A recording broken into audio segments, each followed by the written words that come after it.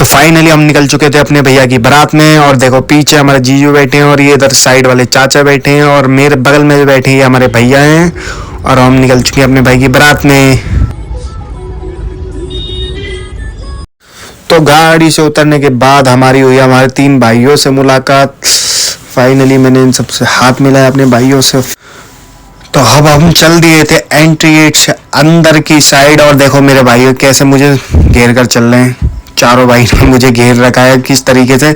हम चारों भाई 5 भाई चल रहे हैं। तो फाइनली हम मैरिज हॉल पहुंच चुके थे। मैरिज हॉल में देखो हमें यहाँ रुकना पड़ गया एंट्री के टाइम। तो भैया जाकर बैठ चुके थे स्टेज पर और हम भी स्टेज की तरफ चल दिए और हमें मिली जगह। हम जाकर बैठ गए। देखो आबिद भाई की आंखें कैसी हो रही हैं हमारे। फिर हमने अपने बाल देखे कैसे हो रहे हैं कैमरे में।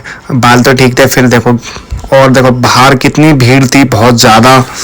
तो फाइनली हमारे भाई का हो चुका था निकाह। निकाह के बाद फिर हमने अपने भाई से की मुलाकात। मुलाकात के बाद हम अपने भाई के लगे गले लगने के बाद देखो भाई को मुबारकबाद। भैया ने निकाह के बाद हो चुके थे हम सबके फोटो चालू। और ये जो दिख रहे हैं भैया हम सबके बड़े भैया हैं। तो दोस्तों इतना सब कुछ ब्लॉगिंग में दिखाने के बाद हमें लगी थी बहुत भूख। और ये हमारे भैया भी खा रहे थे खाना बगल में बैठ कर। ये भांजा था हमारा। और ये आ चुकी थी हमारी भाभी घर पर। फिर हमने पटाखे चालू किए फोड़ना। इतने से हमारा मन नहीं भरा था पटाखों से। फिर भैया लगाने लगे, एक पटाखा और जलाने लगे भैया। फिर भैया का इतने से भी मन नहीं भरा था हमारे भैया का। और मुझे लग रही थी ठंड।